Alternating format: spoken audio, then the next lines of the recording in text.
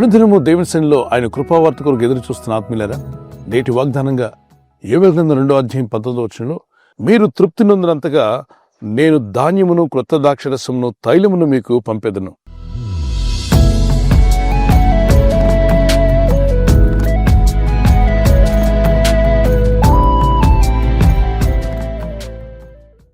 కన్న తల్లి తన బిడ్డను ఎత్తుకున్నప్పుడు బిడ్డకి ఎంతో తృప్తిగా ఉంటుంది. ఎందుకని? అమ్మ తన కని పెంచింది గనుక అమ్మ దగ్గర ఉన్నప్పుడు ఆ బిడ్డకు ఎంతో తృప్తిగా సంతోషంగా ఉంటుంది. ఒకవేళ ఆమె బేదరాలు అయి ఉండొచ్చు, ఆమె దగ్గర ధనగణతలు ఏమీ లేకపోయినా ఆమె కౌగిట్లో నా చంటి బిడ్డను అడిగి మీరు తీసుకొని కొంచెం దూరం తీసుకువెళ్ళి నా దగ్గర ఉండిపో బిడ్డ అంటే ఉంటాడా?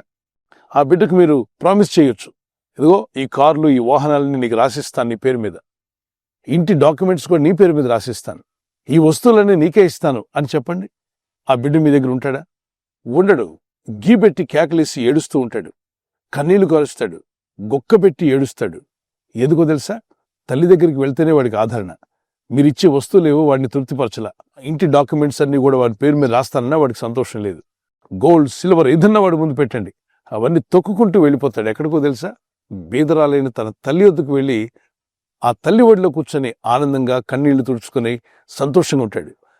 ఆ తల్లి దగ్గర ఏమీ లేకపోయినా వాడికి తృప్తి, ఎందుకంటే తనను కన్న తల్లి గనుక. ఈరోజు మన ఆత్మను చేసిన దేవుడు సృష్టికర్త అనే దేవుడు.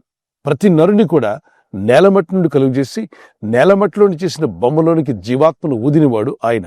అంటే మన దేహంలో ఉన్న ఆత్మ ఆయన కలుగు చేసింది. ఆ ఆత్మకు తృప్తి ఎప్పుడు కలుగుతుంది? ఆయనను కలిగి ఉన్నప్పుడే, ఆయనను చేరినప్పుడే, ఆయన సన్నిధిని మనం పొందినప్పుడే. అంతేగాని భూ సంబంధమైన వస్తువులు మన ఆత్మను చేయలేదు. కాబట్టి ఎన్నటికీ భూమి మీద ఉన్న ఏ వస్తువు కూడా మీ ఆత్మను తృప్తిపరచలేదు. మహారాజుగా జీవించినటువంటి ఒక వ్యక్తి అన్ని అనుభవించాడు, అన్నిటినీ చూశాడు. లాస్ట్కి చివరికి చెప్పిన మాట ఏంటంటే, ఎందులోనూ తృప్తి లేదు, అంతా వ్యర్థము వ్యర్థము వ్యర్థము. దేవుని సన్నిధిలో ఉండడమే బెటర్. దేవుని యందు భయభక్తి కలిగి ఉండడం, ఆయన ఆజ్ఞలకు లోబడి ఉండడమే ఇదే మానవ కోటికి శ్రేష్టమైంది, ఇదే విధి అంటాడు. దానికి మించిన ధన్యత, తృప్తి ఇంకెక్కడ దొరకదన్నాడు. నిజమే. దావీదు భక్తుడు కూడా ఈ విధంగా అంటాడు 16వ కీర్తన 11వ నీ సన్నిధిలో సంపూర్ణ సంతోషం గలదని. తృప్తినిచ్చేది, నిజమైన సంతోషాన్ని కలుగు చేసేది దేవుని సన్నిధి. ఈ భూయాత్రా కాలంలో మరి చదువుకోవాల్సిన వాళ్ళు చదవాలి, అలాగే ఉద్యోగం చేసేవాళ్ళు ఉద్యోగం చేయాలి, వ్యాపారం చేసేవాళ్ళు చేయాలి. ఇవి భౌతిక లోకంలో మనం జీవిస్తున్నప్పుడు ఇవన్నీ అవసరమే. సేవను మీకు ఇస్తే సేవా పరిచర్య యథార్థంగా చేయాలి, తప్పదు.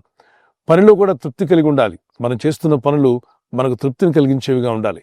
దేవుడు నాకు అనుగ్రహించినటువంటి ఈ బాధ్యతలు నేను నిర్వర్తిస్తున్నాను అన్న తృప్తి కూడా మనకు ఉండాలి. అయితే మీ ఆత్మలో తృప్తి, మనశ్శాంతి, సమాధానము, నెమ్మది అది దేవుని యొద్ద నుండే పొందుకోవాలి. అందుకంటున్నాడు ప్రభు ఈ వాగ్దానం ఎత్తి, మీరు తృప్తి నొందినంతగా నేను ధాన్యమును క్రొత్త ద్రాక్షరసమును తైలమును మీకు పంపెదను. ఒక వ్యక్తి బాగా ఆకలితో ఉన్నాడు. ఆ వ్యక్తికి తృప్తిని ఎవరు కలుగు చేస్తారు? ఆహారం పెట్టినప్పుడు కడుపు నిండా తిని ఇక చాలండి అంటాడు. ఏంటంటే తృప్తిగా ఉందండి, సరిపోయింది అంటాడు. అంటే మనిషి యొక్క ఆకలిని తృప్తిపరిచేది ఆహారం. అలాగే ఒక వ్యక్తి వ్యాధి రోగాలతో బలహీనత ఉన్నాడు అనుకోండి, ద్రాక్ష పళ్ళ నుండి తీసినటువంటి కొన్ని మెడిసిన్స్ ఉంటాయి, అవి ఆ వ్యక్తికి ఇచ్చినప్పుడు ఆ ఉపశమనం కలిగి ఆ వ్యక్తికి అనారోగ్యం, ఆ బాధ, నొప్పి తొలగిపోయినప్పుడు శరీరం తృప్తి పడుతుంది, ఆ నొప్పి నుండి బయటపడుతుంది. మరి తైలము దేనికి సాదృశ్యంగా ఉందంటే పరిశుద్ధాత్మ దేవుని యొక్క అభిషేకానికి సాదృశ్యంగా ఉంది. తృప్తి లేని క్రైస్తవులు అనేక మంది లోకంలో ఉన్నారు. పరిశుద్ధాత్మ అనుభవంలోకి రండి, ఆత్మదేవుణ్ణి కలిగి ఉండండి. ఎందరైతే దేవుని ఆత్మచే నడిపింపబడుతుందో వారు దేవుని కుమారులై ఉంటారు. ఆత్మదేవ నన్ను బలపరచు, నన్ను నడిపించు, నా ఇంటిని, నా కుటుంబాన్ని ఎలా నడుపుకోవాలో తగిన జ్ఞానం నాకు దయచేయి. నేను ఎదుర్కొంటున్న పరిస్థితులు జయించగలిగేటువంటి వివేకము, జ్ఞానము నాలో కలుగు చేయమని ప్రార్థన చేయండి. యెషయా 11:1-2 యెహోవా ఆత్మ జ్ఞాన వివేకములకు ఆధారముగా ఆత్మ, ఆలోచన బలములకు ఆధారముగా ఆత్మ, తెలివిని యెహోవా యెడల భయభక్తులను పుట్టించు ఆత్మ అతని మీద నిలుచును. ప్రభు తన ఆత్మ నుంచినప్పుడు ఎక్కడ లేని తృప్తి కలుగుతుంది. అందుకే పరిశుద్ధాత్మ పూర్లైన వారు అనేక మంది ఎంతో తృప్తిగా దేవుని సేవ చేయగలిగారు, స్వార్థ పరిచర్యలు చేశారు. వారికి నష్టాలు, కష్టాలు, ఇబ్బందులు, శోధనలు ఎన్ని వచ్చినా ఆత్మ నడిపింపులో ఉన్నారు కనుక అవన్నీ లెక్క చేయలేవాళ్ళు. తృప్తిగా సువార్త పనిచేశారు. ఈరోజు ఆయన కనికరం చొప్పున, ఆయన దయ చొప్పున ఈ వాగ్దానం మీ పట్ల, మీ కుటుంబం పట్ల, మీ పిల్లల పట్ల ప్రభు నెరవేర్చునుగాక. వచ్చిన కీర్తన పాడుకుందాం పిల్లరా.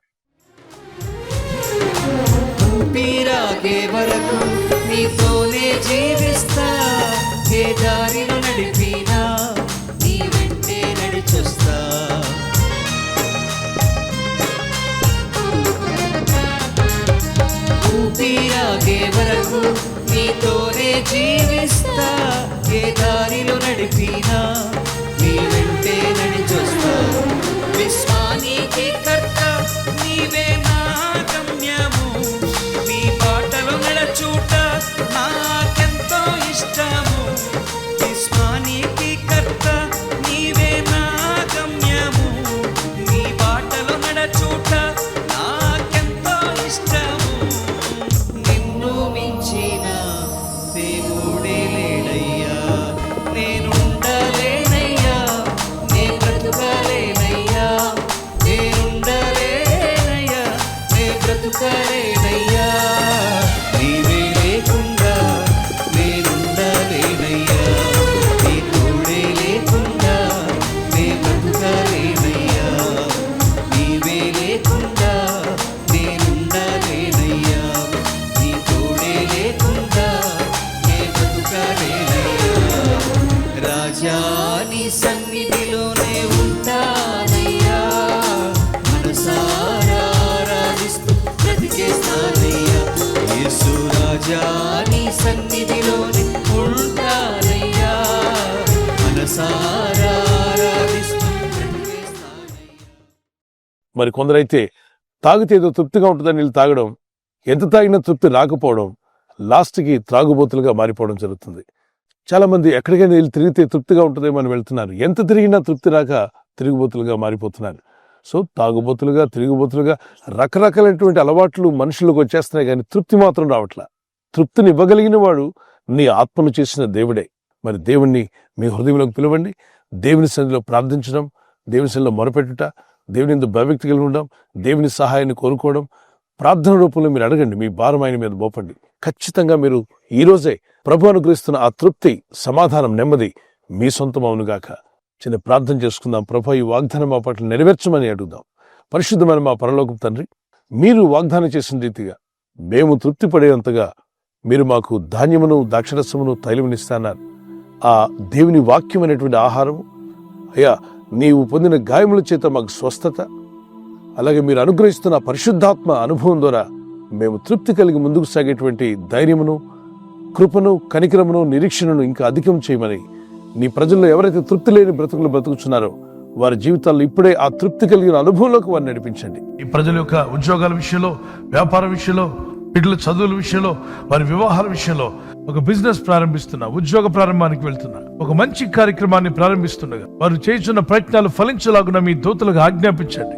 ఎవరైనా హాస్పిటల్లో ఉన్నా, ఐసీయూలో ఉన్నా, ప్రభు ఎవరైతే సీరియస్ కండిషన్ లో ఉండి బాధపడుతున్నారో వారికి యేసు నామములో స్వస్థతను అనుగ్రహించండి. కృంగిపోయిన వారిని లేవనెత్తండి. మీ గాయపడిన హస్తమును చాపి వారికి ఉన్న సకల రోగాల నుండి విడుదల ఇచ్చేయి. వారిని లేపి నడిపించడాన్ని సాక్షులుగా నిలబెట్టుకోండి. ఈ ఉదయకాలం ప్రతి రోగి యేసు నామములో స్వస్థత నొందునుగాక.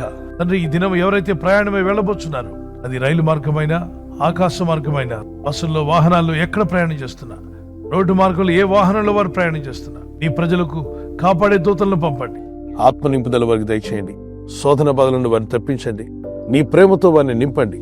నీ సహాయం వారికి అనుగ్రహించి నీ చిత్తంలో వారు కొనసాగలాగున మరెన్నో మేలులు పొందే విధంగా వారిని ఆస్వాదించి దీవించి వర్ధిల్ల చేయమని నజరుడైన యేసుక్రీస్తు పరిశుద్ధ నామములో అడిగి వేడుకొనుచున్నాను పరలోకపు తండ్రి. Amen, amen, amen. God bless you. క్రీస్తు యేసు కృపా సమాధానాలు మీకు తోడే ఉండుగాక. ఈ వాగ్దానం విని ఊరుకోవద్దు. వాగ్దానం విన్నాక ఆమెన్ చెప్పి ఇతరులందరికీ షేర్ చేయండి, లైక్ చేయండి. అలాగే సబ్స్క్రైబ్ చేయని వారు అందరూ సబ్స్క్రైబ్ చేయండి. ఈ దేవుని మాటలు అనేకులకు చేరవేయండి.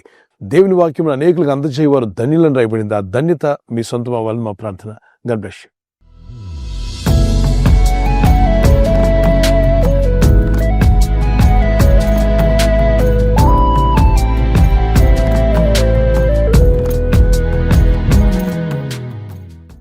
ఈ దినం బర్త్డే జరుపుకుంటున్న వారికి happy birthday to you. Many more returns of the day. God bless you. మిమ్మల్ని నిండారులుగా దేవుడు దీవించాలని, may God satisfy with the long life. మరి దేవుడు మిమ్మల్ని ఆరోగ్యములతో దీవించి బలపరిచి సేవలు వాడుకోవాలని, మీరెక్కడున్నా దేవుని యొక్క జ్ఞానము, దేవుని యొక్క నడిపింపు మీకు ఉండాలని మా ప్రార్థన. God bless you. మీకు ఇచ్చిన వాగ్దానము యెషయా 46:4 ముదిమి వచ్చు వరకు నిన్ను ఎత్తుకున్నవాడును నేనే, తల వెంట్రుకలు నరిగి వరకు నిన్ను ఎత్తుకున్నవాడును నేనే. ముదిమి వచ్చు వరకు నేను ఎత్తుకున్నవాడును నేనే, తల వెంట్రుకలు నెరియ వరకు నేను ఎత్తుకున్నవాడును నేనే. అంటే తల వెంట్రుకలు నెరియడం అంటే వృద్ధాప్యం. పండు వృద్ధాప్యంలో కూడా మిమ్మల్ని ఎత్తుకొని నడిపిస్తాట. తల్లి తన బిడ్డను ఎత్తుకున్నట్టుగా, కుమారుని ఎత్తుకొని ఆ లాలన చేసినట్టుగా, ఆదరించినట్టుగా పరలోకమందున తండ్రి మిమ్మల్ని వృద్ధాప్యంలో కూడా విడవకుండా ఎత్తుకొని ఆదరిస్తున్నాడు. Even to your old age and grey hairs I am he who will sustain you and I will bless you అన్న వాగ్దానం చేశాడు దేవుడు. He will sustain us even our hair may turn into grey or in our old age. He will never leave you nor forsake you. ఆయన ఎన్నడు విడువడు, ఎడబాయుడు. యెషయా 40:4 వచ్చిన ప్రభు కృప మీకు తోడే ఉండి నడిపించునుగాక. మ్యారేజ్ యానివర్సరీ జరుపుకునే వారికి may God bless you. We wish you all the best. Many more returns of the day. ఎన్నో యానివర్సరీ చేసుకున్న కృప, silver jubilee, golden jubilee, platinum కూడా నడుపుకునే కృప దేవుడు మీకు దయచేయాలని మీకు ప్రార్థిస్తున్నాను. మీకు వాగ్దానం 1 Samuel chapter 2 verse 9. 1 Samuel chapter 2 verse 9. తన భక్తుల పాదములు తొట్టిల్లకుండా ఆయన వారిని కాపాడు. తన భక్తుల పాదములు తొట్టిల్లకుండా ఆయన వారిని కాపాడు. He will guard the feet of his saints. ఆయన సెయింట్స్గా, ఆయన బిడ్డలుగా జీవిస్తూ ఉంటే, మీ ఇంట్లో కుటుంబ ప్రార్థన కలిగి ఉంటే, మీరు కాలు తొట్టిల్లకుండా దేవుడు మిమ్మల్ని, మీ కుటుంబాన్ని కాపాడి నడిపించునుగాక. ఈ వాగ్దానం మీ పట్ల దేవుడు నెరవేర్చునుగాక. ఆమేన్.